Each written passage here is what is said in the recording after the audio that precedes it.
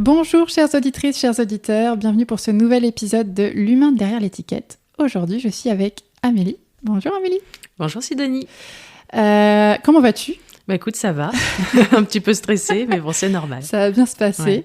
Est-ce que tu peux te présenter en quelques mots, s'il te plaît ? Oui, alors je m'appelle Amélie Pierre. Dans la vie, je suis thérapeute énergétique. Et quoi vous dire, si ce n'est que j'aime beaucoup rigoler, j'aime beaucoup partager avec les gens et j'aime beaucoup les gens aussi. D'ailleurs, tes petits posts Insta récents sont bourrés d'humour. Oui, j'avais envie de lâcher un petit peu le côté bien carré, le côté parfait. Et je Le me côté suis dit, sérieux. oui, c'est ça. Et je me suis dit, Amélie, qu'est-ce que tu as envie de transmettre ? J'avais envie de transmettre qui j'étais et j'avais envie de donner du rire aux gens. Ok. Et du coup, qui es-tu ? Alors, tu dis thérapeute énergétique. Oui. Est-ce que tu peux nous expliquer ce que ça signifie pour toi, ce que tu fais concrètement ? Oui, alors j'utilise des outils, des facultés extrasensorielles, donc tout ce qui est clairvoyance et clairaudience. Voilà, je suis quelqu'un d'hypersensible. J'ai aussi j'ai une intuition assez forte. Redoutable. Oui. Et moi, je suis rentrée dedans par l'intermédiaire des pierres. Mhm. Et pour moi, les pierres, c'est pas un outil, c'est pas un objet, c'est un être vivant. Pour moi, une pierre, c'est vivant. Et il y a des choses incroyables qui se passent quand l'humain rencontre sa pierre. Mhm. Et d'ailleurs, chez moi, on n'achète pas une pierre, on l'adopte. Ouais. Et c'est une rencontre pierre et humain. D'accord. Et quand tu dis quand il rencontre sa pierre, c'est-à-dire que c'est la pierre du moment ou c'est la pierre pour toute la vie ou c'est Alors, c'est souvent la pierre du moment, Ouais. parce que on vit plein de choses, voilà, plein d'événements, Mhm. et on n'est pas toujours la même personne tout au long de sa vie. Ouais. Donc la pierre, elle va venir aider, soutenir son humain. Mm. Et puis quand l'humain aura réussi à dépasser ses obstacles et qu'il ira vers d'autres horizons, il y aura Ouais. une autre pierre qui se montrera. Ouais. Alors moi je vais donner un exemple parce que je t'ai vu un jour, on était chez un ami qu'on a en commun et puis il avait un chat et t'as caressé le chat et tu as dit à cet ami ton chat il a besoin de telle pierre. Oui. C'est donc ce qui prouve quand même que tu utilises beaucoup ton intuition dans ces moments-là. Enfin, comment tu ressens les choses ? Qu'est-ce qui se passe en toi dans ces moments-là ?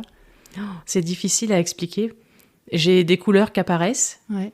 Là, quand tu parles du chat, En question. Ouais. du chat en question, il y avait du vert qui venait et je sentais en touchant le chat qu'au niveau articulaire, il y avait des douleurs. Hein, et j'ai tout de suite pensé à la malachite. Mhm. Voyez. Ça se fait ça avec les humains aussi ? Ouais. Et donc tu les touches aussi ou est-ce que c'est juste Pas forcément, non. non. Parfois, je regarde quelqu'un, il y a des couleurs qui apparaissent ou il y a des sensations. Hier, par exemple, j'ai fait un soin à quelqu'un et quand j'arrive... Alors, c'est un soin sans toucher, hein, c'est énergétique. Et quand j'arrive au niveau de ses épaules, je sentais des tensions. C'était une énergie un petit peu plus dense. Mhm. Parce qu'une énergie, c'est subtil. Mais il y a différents degrés Ouais. et il y a différentes sensations pour une énergie. Elle peut être agréable, elle peut être désagréable, elle peut piquer, elle peut être dense, elle peut être légère, vaporeuse. Et tout ça, ce sont des indicateurs. Et donc, quand je suis arrivée sur les épaules de cette personne en question, c'était très dense et j'arrivais pas à passer de manière fluide, en fait. Et j'ai senti qu'il y avait des tensions dans les épaules. Et quand je lui ai demandé, il m'a dit « Ah oui, je suis très tendue au niveau des épaules. » D'accord. Et donc, du coup, ça se traduit en énergétique. L'énergie est Comme et une plus lourdeur, dur. un peu Oui. comme une. Ouais. Oui. D'accord. Et du coup, ça se passe comment donc un soin ? Parce que tu ne travailles pas donc qu'avec les pierres, tu fais des soins énergétiques. Est-ce que tu peux nous donner une définition à ta sauce en fait ? Comment toi tu fais tes soins et c'est pour qui et Alors, c'est pour tout le monde. Hommes, femmes, enfants. J'ai pas beaucoup d'enfants qui viennent, c'est surtout des hommes et des femmes. Mhm. Donc, c'est un soin intuitif que je fais. Donc, je suis en connexion. Voilà, on est tous épaulés dans le subtil par ce qu'on appelle des guides. Mhm.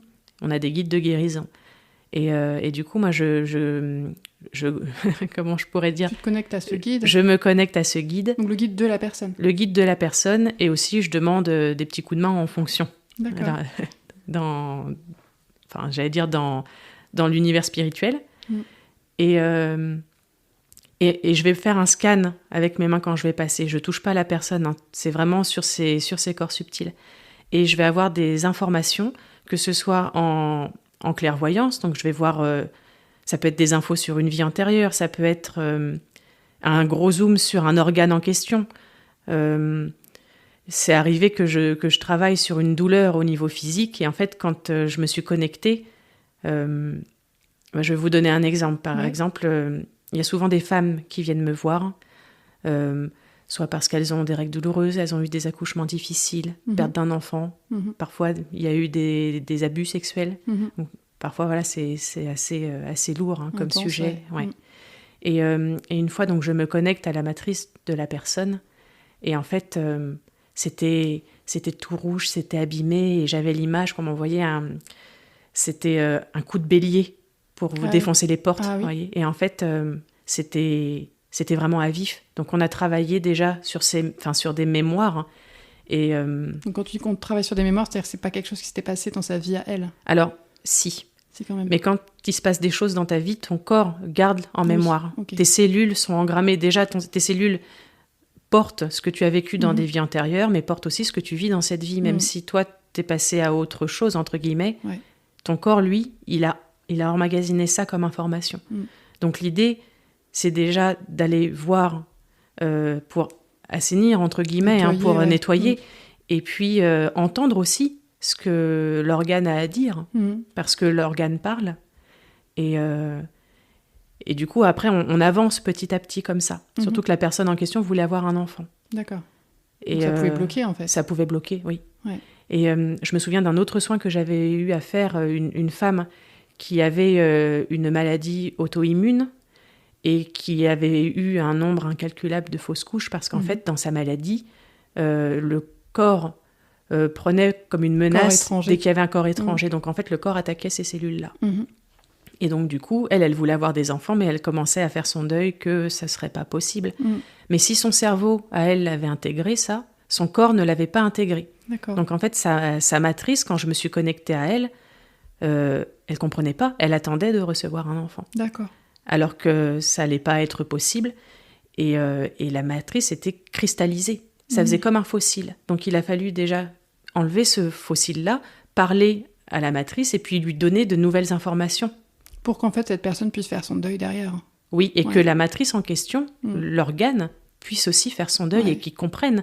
Parce que parfois, notre cerveau comprend quelque chose, l'intellectualise, mais le corps ne comprend pas. Donc, il ne faut pas hésiter aussi à parler à l'organe en question. D'accord. C'est très touchant. Ah oui, c'était fort, ouais. Et du coup, c'est cette manière de faire, donc tu as ce don, enfin ce talent, depuis longtemps. Quand est-ce que tu t'es rendu compte que tu arrivais à faire des choses comme ça ? Alors, on ne va pas parler de don, parce que les facultés extrasensorielles, on en a tous. C'est juste que ça se muscle. Et il y a des prédispositions, et moi j'ai toujours été quelqu'un de très spirituel, même de la plus tendre enfance. Parce que je vais te demander, déjà dès petit, tu ressentais des choses Je faisais beaucoup de rêves. D'accord. Beaucoup de rêves, je m'en souvenais plusieurs fois par nuit. Ok. J'ai encore des souvenirs de ces rêves que je faisais quand j'étais enfant. Et l'information qu'on m'a donnée, c'est qu'en fait, j'avais la capacité de voyager entre les mondes. Oh, c'est cool. en astral. Ouais. Et je continue à le faire. Seulement maintenant, j'ai l'information. Ouais, c'est volontaire ou ça se fait tout seul Ça se fait tout seul. Ouais, d'accord. Ça se fait tout seul.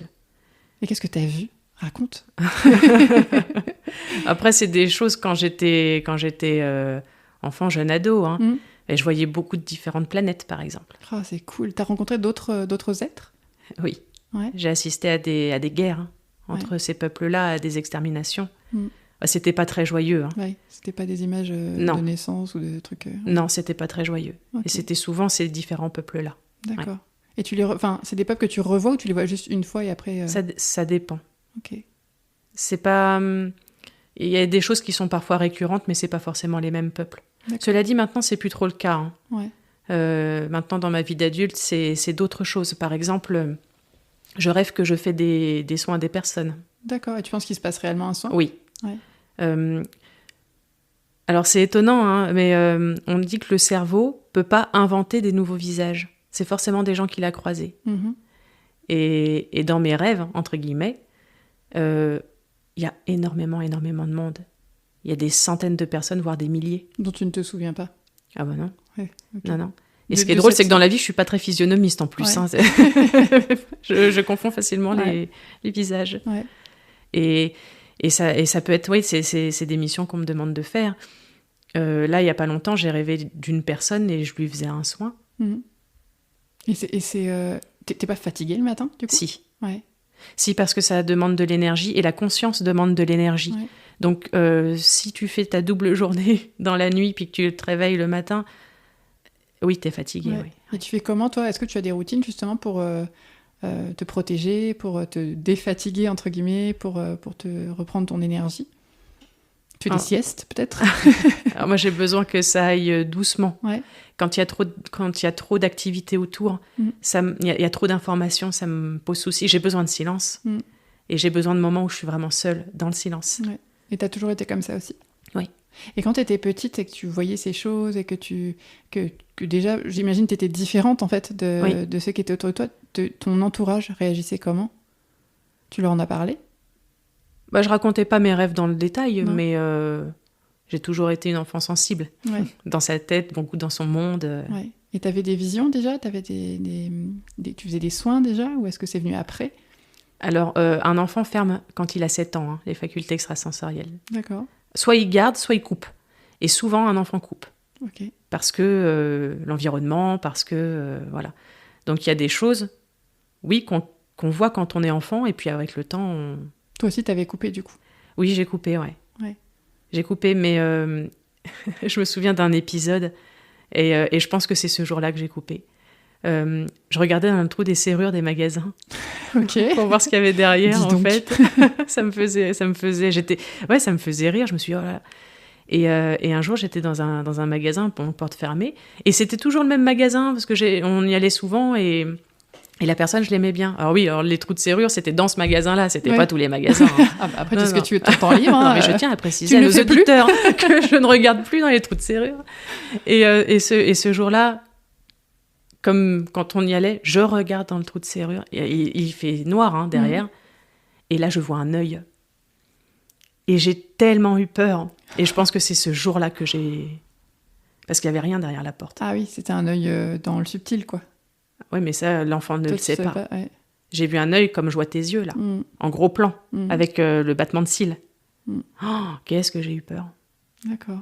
Et je pense que c'est ce jour-là que j'ai coupé. T'as coupé ta connexion subtile et le fait de regarder dans les serrures. Oui, ça m'a complètement... ça m'a calmé, oui. Et du coup, quand est-ce que t'as décidé ou quand est-ce que c'est revenu, cette connexion avec le subtil? Alors, je faisais toujours les rêves malgré tout. Ouais.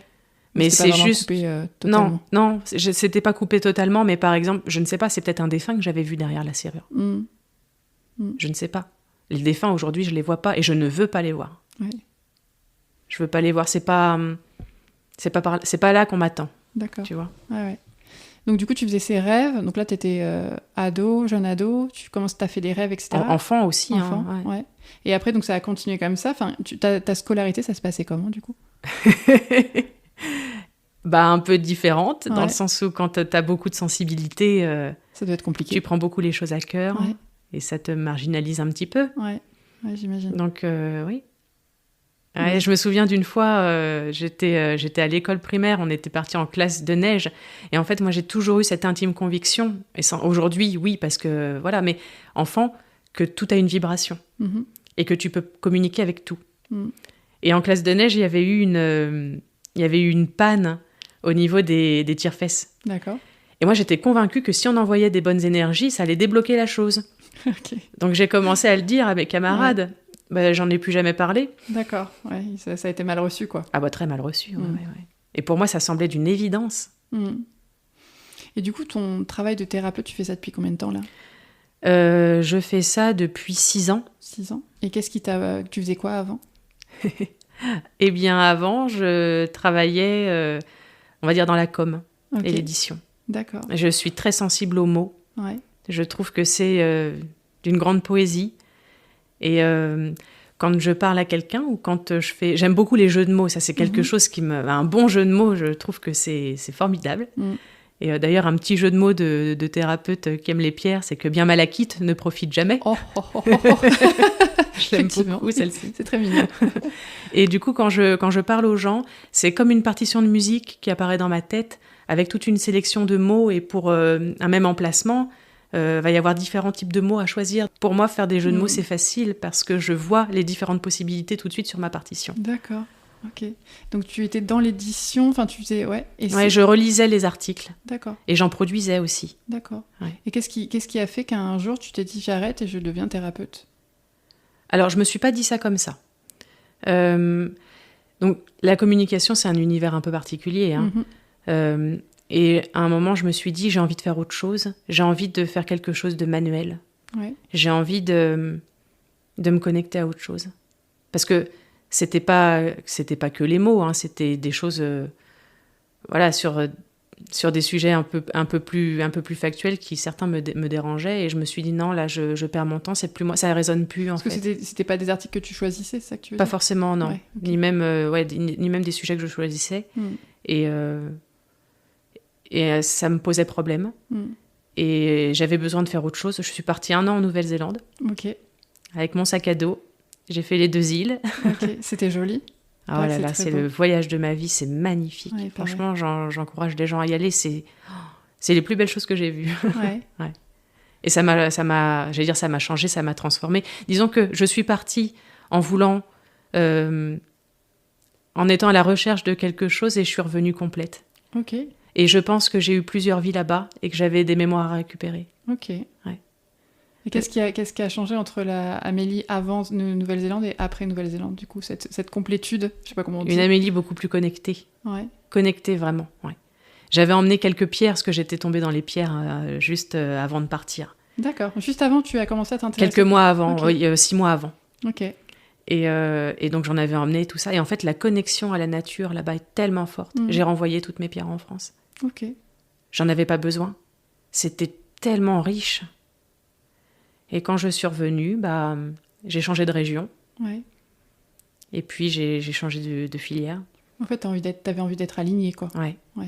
Et cet alignement s'est trouvé dans ce travail de thérapeute. Oui, en partie. J'aime bien faire plusieurs choses. Hein. Ouais. Donc, ouais. Tu fais quoi d'autre, du coup? J'aime beaucoup cuisiner. Ok. Voilà. Ok.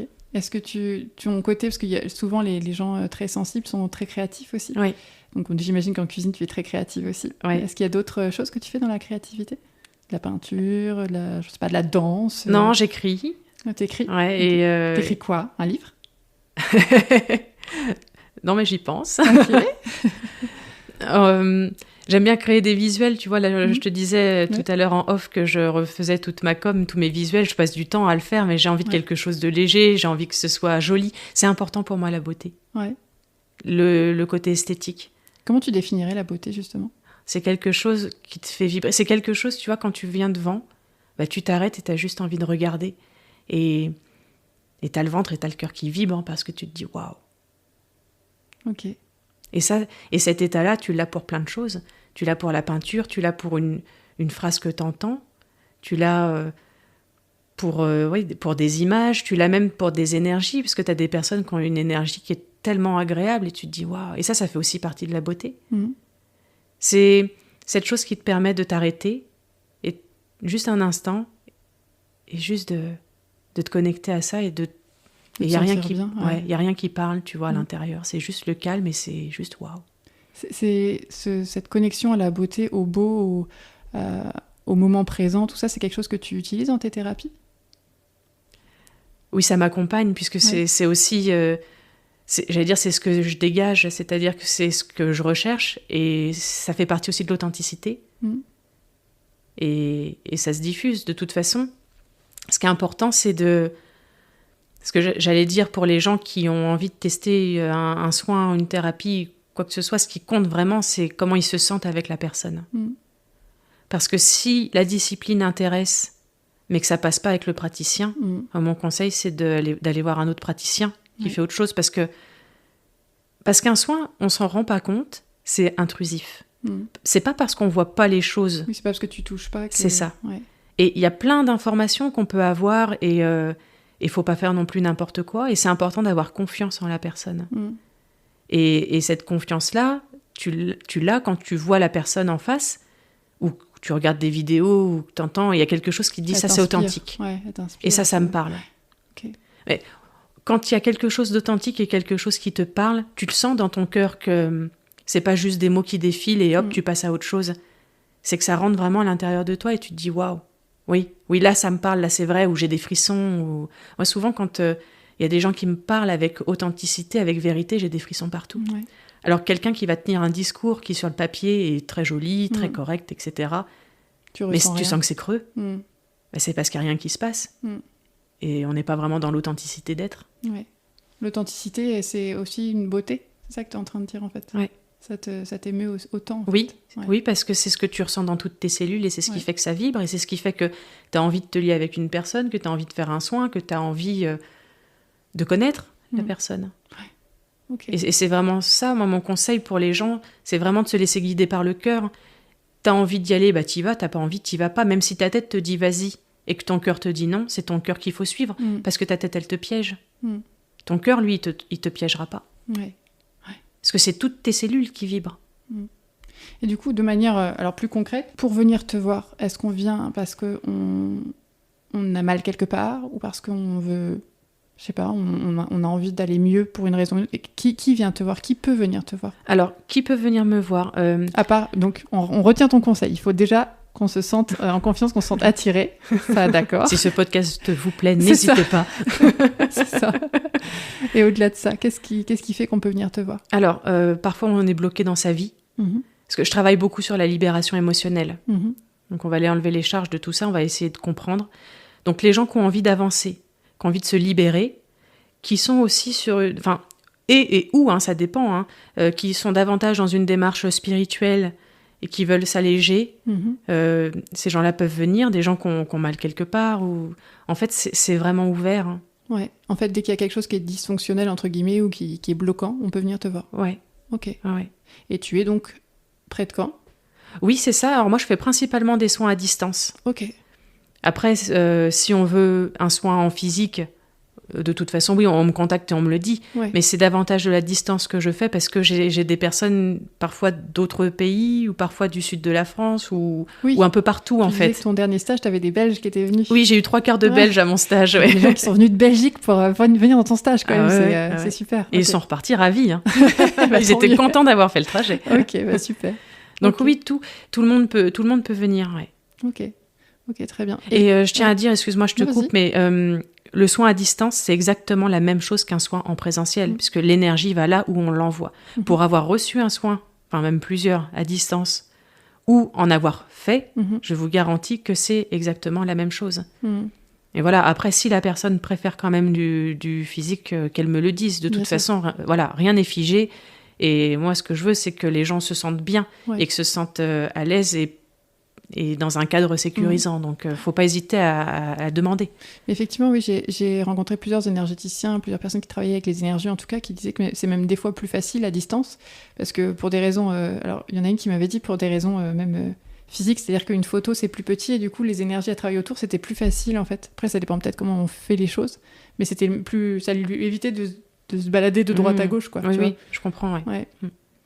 Ok. Bah écoute, merci beaucoup pour ce super partage. Est-ce que tu veux dire le mot de la fin? Oui. Je voudrais juste faire un point sur les stages que je propose, qui sont sur plusieurs jours. Vas-y. Donc ça s'appelle Libération émotionnelle et connexion subtile. Et on travaille vraiment déjà tout ce qui est facultés extrasensorielles. Donc on les a tous, ces facultés. Et à travers différents exercices, on va booster ça. Et la libération émotionnelle, donc c'est sur 3 jours. Enfin, c'est un stage de 3 jours, mais sur 4 jours, donc du jeudi au dimanche. Dans un gîte, donc vous êtes logé. Dans un gîte un peu paradisiaque quand même. Alors je change de gîte à chaque fois, mais ils sont toujours très bien. Très paradisiaque. Et l'idée, c'est vraiment que les gens se sentent bien, qu'ils soient aussi avec d'autres personnes où il n'y a pas de filtre pour discuter de ce genre de sujet, parce que la spiritualité, c'est pas forcément évident tous les jours au quotidien de pouvoir la partager. Et il y a des belles choses qui se passent et les gens sont vraiment transformés. Et donc si vous avez envie de vous offrir une bulle, voilà, c'est une bulle de douceur, une bulle d'amour. Et ben, n'hésitez pas et prenez contact avec moi et on en parlera. Il y a aucun souci, ça me ferait plaisir. Ouais. Ok, super. Voilà le mot de la fin. Super, merci beaucoup Amélie. Merci beaucoup Sidonie. Oui. Merci d'avoir pris le temps, merci d'avoir partagé tout ça. Et puis peut-être pour un autre podcast, à bientôt. Avec grand plaisir. Au revoir, à bientôt. Au revoir tout le monde.